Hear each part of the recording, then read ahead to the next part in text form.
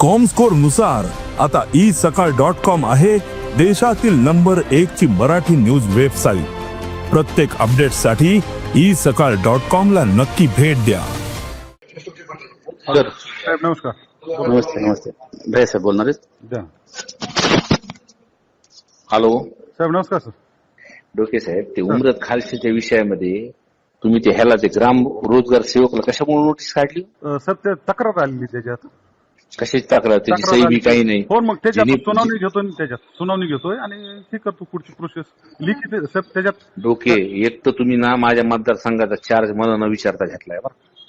नाही साहेब त्यात तक्रार आली. तुम्हाला नाही चौकशी तर करावं लागलं. नाही तुम्ही एक तर चार्ज मला न विचारता घेतलाय बरं का.